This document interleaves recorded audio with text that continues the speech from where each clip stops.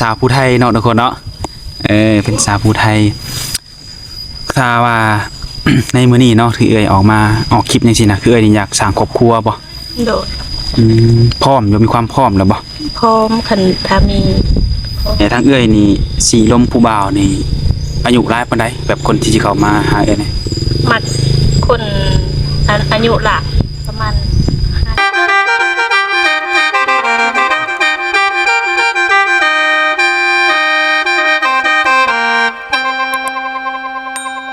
โอ้ยสบายดีทุกคนเนาะนี่แหละซึ่งสาวโสดผู้ที่ว่าสิรัดได้กล่าวออกมาเนาะก็ผู้จบผู้งามทุกคนก็เพิ่นก็เป็นคนที่ผิวขาวแน่เนาะก็เอาดินก็ขออนุญาตถามมีชื่อว่าจังได๋เอ้ยชื่ออ่อนชื่ออ่อนบ่โดยพี่อ่อนอายุจักปีแหละ39ปีโดยบอกจนว่าแทบบ่อยากเชื่อได้ทุกคนเนาะบ่ละ39ปี39ปีลีนี่โดย39ปีคือยังผู้จบผู้งามอยู่ซะนะ39ปีนี่เคยมีครอบครัวมาก่อนบ่เคยมีโอ้แต่ว่าปัจจุบันนี้เลิกลากันแล้วบ่เลิกแล้วเลิกลากันโดนแล้วแต่ปี2015ตัวนี้2025แล้วเนาะโดยก็ถือว่า10ปีพุ่นแล้วเนาะโอ้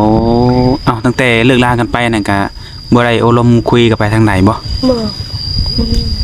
บ่มีผู้คุยบ่ไม่ได้ล่ะซึ่งเพิ่นเป็นสาวผู้ไทยเนาะทุกคนเนาะเป็นสาวผู้ไทยถ้าว่า ในมื้อนี้เนาะที่ออกมาออกคลิปจังซี่นะคือนี่อยากสร้างครอบครัวบ่โดดพร้อมอยู่มีความพร้อมแล้วบ่พร้อมคันถ้ามีถือว่าพร้อมแม่นบ่อ๋อและทางนี่สีลมผู้บ่าวนี่อายุหลายปานใดแบบคนที่สิเข้ามาหานี่มักคนอายุหลักประมาณ50แม่นบ่ถือว่า50นี่ถือว่าคุยได้เนาะถ้าลดกว่าเด้อจ้ะถ้าลดกว่าก็ประมาณ40เอาง่ายๆคืออยากคุยกับผู้ที่มีอายุหลายกว่าเฮาเนาะโดยเป็นผู้ใหญ่เนี่ยเนาะโดยเป็นผู้ใหญ่50-60ก็ได้นะโอ้มักคนมีอายุเป็นจังได๋ในความรู้สึกว่ามักคนมีอายุเนี่ยบางทีก็มีผู้แนะนำแบบว่าสูงนะบางทีก็เป็นผู้ใหญ่เพิ่นเป็นผู้ใหญ่หรือว่าถ้าเพิ่นเข้ามาหาเฮาแล้วเพิ่นจะมีจังได๋คำปรึกษาหรือว่าที่แนะนำให้เฮาเนาะโดยแล้วต้องจำกัดว่าอย่าบ่เพิ่นสิเป็นคนลาวคนไทยหรือว่าอยู่ต่างประเทศจังซี่นะคนใดก็ได้คนทางใดก็ได้เนาะก็แล้วแต่วาสนาโดยเนื้อคู่เฮาสิอยู่ทางใดเนาะโดยทางเนาะแบบการที่จะหาคู่นี่ต้องเลือกอยู่บ่ว่าผู้ชายที่สิเข้ามานี่ต้องเป็นคนแนวใดนะต้องเป็นคนจริงใจแบบเห็นยังจริงใจแบบบ่ตัวลูกบ่ตัวเมียเนาะรับเพิ่นซะเนาะคนจริงใจมักคนจริงใจโดยฮับได้แบบฮับได้เลยถือว่าโอเคแม่นบ่คือหมายว่าเพิ่นเข้ามาแล้วเพิ่นต้องฮับในตัวได้เนาะแม่ถ้ามีลูกจักคนก่อนนะลูก2ใหญ่มื้อละบ่ลูกจักปีแล้วเนี่ยก็ผู้นึงก็ได้ครอบครัวแล้วผู้นึงน่ะผู้หญิงยังผู้ชายแม่นบ่ปีเห็นอยู่โอ้เพิ่น16ปีคือว่าลูกนี่อยู่นำเพิ่นหมด2คนแม่นบ่ผู้นึงก็อยู่กับโผอยู่กับโผเด้เอาโผกับเมื่อเพิ่นโผเนาะผู้ไทยโดยโอ้น้อยก็อยู่นำแม่โดย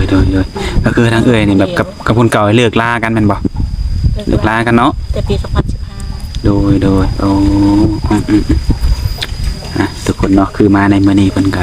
ต้องการสร้างครอบครัวเนาะด้วยความที่ว่าเป็นโสดมานี่ก็เป็น10ปีแล้วพุ่นแหละตั้งแต่2015เนาะมีสเปคเบื่อบ่แบบรูปร่างหน้าตาผู้ชายนี่นะเลยมักเลยนะมักคนแบบใดเนี่ยมีบ่ปกติเขาแต่แบบจริงใจนะเฮามาแบบฮับได้หั่นน่ะบ่เอาว่าสเปคนั้นสเปคนี้บ่เลือกเนาะบ่คนสิเป็นผิวดำผิวขาวหยังก็ได้หมดแม่นบ่เลือกคนจริงใจแล้วก็เอาความจริงใจดีเนาะแม่นก็คือว่าหลายคนเนาะหลายคนก็อยากเจอผู้ชายที่มีนิสัยดีเนาะมีหน้าที่รับผิดชอบต่อครอบครัวเนาะโดย แต่แบบว่าถ้าว่าได้คุยเนาะได้คุยกับไผสักคนหรือว่าคุยกับหนุ่มทางไกลสินะถ้าเกิดว่าตกลงปรงใจหมั่งหักกันแล้วแบบเพิ่นอยากได้ไปอยู่นำนี่นะไปได้บ่ ก็เบิ่งก่อน เบิ่งไปตามอาการบ่ ยังโฮงลูกนะ อ๋อ ก็ไปได้อยู่ก็ต้องคุยไปก่อน แต่คือเขามาแบบเอาเรื่องอนาคตนี่ไปได้อยู่เนาะแต่คือเขามาว่าเป็นลูกเพิ่นนี่เพิ่นยังบ่ทันมีครอบครัวแม่นบ่ โดย โอ้เพิ่นยังเรียนอยู่เนาะ โดย แต่แบบว่าแบบเที่ยวไปเที่ยวมาสิเนี่ยแบบลูกวักเรียนแล้วก็อาจจะไปเที่ยวบ้านเพิ่นนี่สินะไปได้แม่นบ่ ได้ โดยมักผู้ชายแบบบ่มีในสเปคเนาะแต่ว่าถ้าเกิดแบบว่าเพิ่นอาจจะกินเหล้าบ่หรือว่าสูบยานำนี่ได้ซั่นนะ บ่เอาอันนี้ บ่มักเลยแม่นบ่ โดย กินเหล้าก็บ่ได้แม่นบ่ โดย โดยสูบยาก็บ่ได้แบบบ่กินเหล้าบ่สูบยาแต่ว่าอาจจะมีลายนี่เด้ลายบ่ลายนี่ ลายสัก ลายสักนี่แม่นแบบสักลายน้ำแขนน้ำตัวนี่ได้บ่คุยได้บ่ ได้อยู่ เพราะว่าเฮาก็บ่ฮู้เนาะว่าเพิ่นจะมีลายหรือบ่มีก็ถามเบิ่งหันนะ โดย บ่แน่ได้อาจจะมีลายแต่ว่าใจนี่อาจจะใสสะอาดก็ได้เนาะคนเฮาก็ต้องเบิ่งจากภายในเนาะบ่เบิ่งภายนอกนั่นแหละโดยแต่ทางเอื้อยมาอยู่นี่นะคือจะได้มาดำนาซอยเอื้อยน้องบ่หรือว่าได้ๆนี่ แม่ฮักดำนาสวนแม่ฮัก ดำนาซอยแม่ฮักโอ้แล้วเอื้อยเป็นคนผู้ไทยทางใดเอ้ย ไทยอยู่วิลา โอ้มาไกลด้วยนี่ ไกลอยู่วิลาแล้วก็เลิกกับอันครอบครัวแล้วก็มันไม่ได้บนอยู่แล้วก็มาอยู่นำก็เลยเสียน้อง มาอยู่เอื้อยอยู่เซโนนี่ โดย โดยแต่ว่าถ้าว่าเธอบ่ได้สร้างครอบครัวนี่พอสิมีแบบว่าเฮือนซ่านบ่ดินดอนแบบให้ไปสร้างเฮือนมีอยู่บ่ บ่มี ก็ต้องได้ซื้อแม่นบ่ถ้าว่าจะสร้างเนาะแต่ว่าทุกมื้อนี้ยังอาศัยอยู่นำเอื้อยอยู่โอ้แล้วเอื้อยมาอยู่พี่ได้เฮ็ดงานหยังอยู่บ่มาพี่นะ โครงงานมีคนนะ ของงานนี้ก่อนมาอยู่นี่ดนแล้วบ่มาอยู่นี่ ตั้งแต่เลิกกับอันนางกระเตน โอ้ ต้องมาสิมาแล้วเข้าแต่นั้นเลย ตั้งแต่เป็นโสดมาก็มาทำงานที่พี่เลยแม่นบ่โอ้ เลี้ยงลูกอยู่เซโนเลย ลูกผู้ชายก็อยู่พี่เนาะ โดย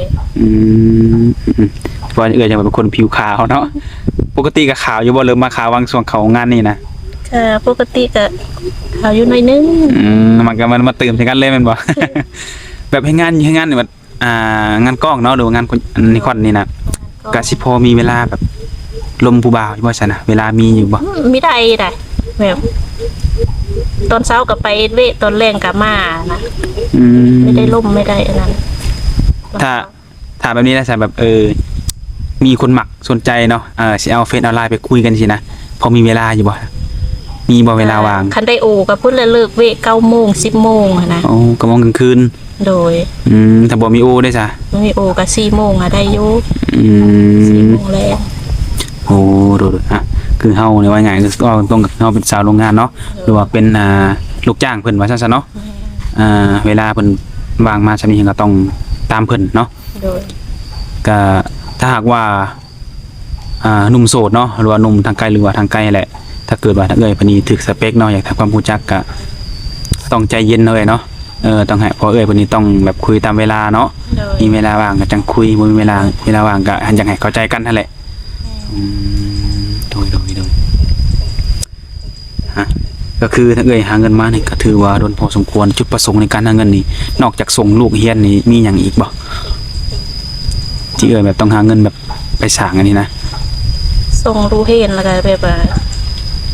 อยากได้แบบบ้านนั่นน่ะแบบนี้ก็อยู่น้ำเอ้ยเนาะ โอ้ยอยากได้ดินเป็นของตัวเองหรือว่าบ้านเป็นของตัวเองแม่นบ่ แม่ แบบอันนี้ก็อาศัยเพิ่นมาก็ปีละ10 ปีแล้วเนาะ 10 ปีก็ถือว่าดนเนาะ แม่ แต่ว่าถ้าเอ้ยเพิ่นก็มีครอบครัวอยู่แม่นบ่ เอ้ยก็บ่มีได้เอ้ยก็ไม่ได้ ก็ไม่ได้อีกก็โสดกันอีก เอาเป็นหยังน้องได้ก่อนเนาะเอ้ยจังตามหลังเพราะว่า อยู่นำกัน2เอ้ยน้อง โดยอยากถามจังซี่เนาะเฮากับฮู้ว่ามื้อหน้ามันสิเป็นสิได้ไว้หรือได้ซ่าเนาะถ้าแบบว่ามีแบบเพิ่นเห็นคลิปนี้เนาะแล้วเพิ่นมักเอื้อยสินะจังใดก็จะได้เอ้ยมาเป็นคู่ชีวิตจังซี่นะแล้วเพิ่นนี่สิแบบ ซื้อดินให้สร้างบ้านให้อยู่นำกันจังซี่นะว่าง่ายกันเนาะและเอ้ยนี่แบบต้องแบบเป็นลูกเป็นเมียเพิ่นก่อนจังซี่นะเอ้ยจะว่าได้ใดถ้าเจอแบบนี้เอ้ยโอเคอยู่บ่ ทาน แบบว่าข่อยจะสร้างบ้านให้สร้างดินให้ซื้อดินให้แต่ว่าเฮาแบบต้องอยู่นำกันนะใช่เป็นผัวเป็นเมียกันจังซี่นะโอเคอยู่บ่ โดย ก็โอเคเนาะถ้าเจอแบบนี้แต่ก็อยากให้เข้าใจคือบ่แม่นว่าค่อยสร้างให้สิให้แล้วไปอยู่กันบ่แม่นอยากให้คุยมันก่อน โดย บางทีเพิ่นอาจจะมีเงินแต่ว่านิสัยเฮาเนาะอาจจะบ่เข้ากันก็ได้ตัวนี้โดยถ้าว่าในกรณีการที่เฮาออกมาหาครูนี่ถ้าว่าอยากโก้อยากร่วมอยากคุยเนาะถ้าเกิดนี่มีข้อมูลติดต่ออย่างแน่ที่ให้เพิ่นนะแบบมีเฟซมี LINE บ่ WhatsApp บ่จังซี่นะ มีแต่เฟซ มีแต่เฟซบ่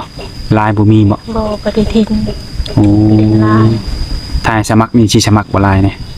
เพราะว่าส่วนหลาย FC เพิ่นจะมาทาง LINE นี่หลายก็ได้ อ๋อ เคยลิ้นอยู่บ่ บ่เคย บ่เคยบ่ เคยทิน โอ้ โดยก็ลองเบิ่ง FC ทางFacebook เนาะถ้าว่าบ่แน่ได้เนื้อคู่เขาอาจจะมาทาง LINE ก็เดี๋ยวเฮาก็สิค่อยมาอบรมกันใหม่ตัวนี้เนาะเรื่อง LINE เนาะ โดย อย่างใดก็ คุยกันทางเฟซไปก่อนทุกคนแต่ในการออกมาคู่จังซี่ได้ซะทางเอื้อก็ได้ปรึกษากับลูกอยู่บ่ลูกเพิ่นยินดีนํอยู่บ่ ลูกก็เห็นดีบอกบ่เว้าไม่เว้าเพิ่นต้องลูกนะ อืมลูกคือมันก็สิว่าเนาะเห็นแม่ชุเวียกชูงานมาคนเดียวเนาะถ้าว่ามีผู้ชายดีๆเข้ามาสักคนเนาะอาจจะซอยแม่เฮาได้เพิ่นได้ว่าซั่นซะเนาะคือว่าทั้งเอ้ยนี่มาเฮ็ดนาหรือมาดำนาซอยแม่หักเนาะ โดยมาดำนานนำไม่ฮัก แบบว่าดินดอนนาตะกาศด้วยนี่บ่มีเลยบ่ บ่มีพ่อแม่ก็บ่มี คือว่า พ่อแม่ก็เสียแล้วได้พ่อแม่ก็เสียเขาก็อยู่บ้าน ไม่ได้เลย รวมๆแล้วเอ้ยน้องแบบพ่อแม่ด้วยกันนี่ทั้งเอ้ยมีจักคนก็ แม่เดียวกันก็อ้ายอยู่เวลานะแล้วก็มากับเอ้ยอันอยู่นำเดี๋ยวนี้ รวมทั้งหมดน่ะ3คนบ่ โดย3คน โอ้โดยอยู่นำกัน3คน เอ้ยก็ไม่ได้โพเอ้ยโพเราตายตั้งแต่หึงแล้วแหละ โดนแล้วบ่ หึงแล้ว เพิ่นบ่จังได๋เพิ่นบ่อยากสร้างใหม่บ่หรือว่าตั้งบ่มีแบบคนล้มอยู่นี่ ไม่ได้ เฮ็ดงานนำกันบ่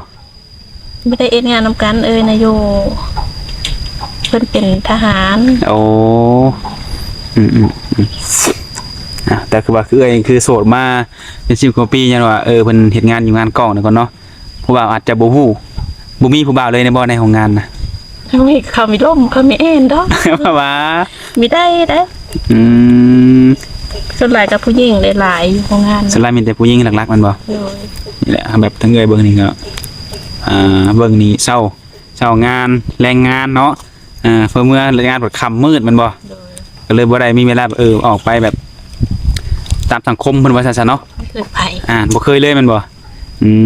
ก็เลยเฮ็ดมาเป็นโสดดนเสมอเนาะบ่มักแมันบ่แบบในเรื่องสังคมเลยนะ ไม่ได้ไป ผู้ว่าส่วนหลายก็เจ้ายังหนึ่งมาชุมแซวกันเนาะส่วนหลายนี่โอ้เป็นคนบ่มักเรียนบ่มักเที่ยว ไม่เคยไปถ้าไปดินไปไม่เคยไป โดยถ้าแบบว่าถ้าให้เลือกอาชีพเนาะแบบเลี้ยงแบบเฮาเปิดหน้าแบบธุรกิจมาแบบใส่แบบหาเงินนะครับนะเขาแต่ละมื้อนะถ้าว่ามีอาชีพให้เลือกสิเฮ็ดหยัง จะค้าขาย ขายเกี่ยวกับหยังไง ขายแบบเครื่องย่อยอยู่เฮือนสมุดบาคันไดค่ะนะ สมมุติว่าเนาะ โดย สมมุติว่ามีดินแล้วก็มีบ้านแล้วก็เปิดห้านเนาะ โดย เปิดห้านขายเครื่องก็บ่แน่ทุกคนเนาะก็เห็นหลายคนแล้วเนาะถ้าว่าทางเฮาศาสนามีความจริงใจต่อเพิ่นก็มีหลายอยู่ที่เพิ่นพร้อมที่จะดูแลแล้วก็ซัพพอร์ตให้แต่เอ้ยนี่ก็คือมีความพร้อมเนาะ 100% 100%ทุกคนเนาะบ่ว่าสิเป็นหนุ่มไทยหนุ่มลาวหรือว่าหนุ่มทางไกลหยังก็แล้วแต่ทุกคนทั้งเอ้ยมันก็ยินดีให้มาโอ้มาลมมาคุยกันลงเบิ่งเนาะแต่ทั้งคือว่าแหละต้องบอกอีกเทื่อนึงว่าเอ้ยเพิ่นก็จะบ่ค่อยมีเวลาหลายๆคนก็คือสิฮู้อยู่ดอกการเป็นสาวงานนิคอนเนาะเวลาจะน้อยเวลานี่ถ้าว่าเมื่อใดบ่มีโอก็สิพอได้คุยอยู่เนาะช่วงแรงเนาะ โดย4 โมง ประมาณ 4 โมงทุกคนโดยอย่างไรก็สู้ๆเป็นกำลังใจให้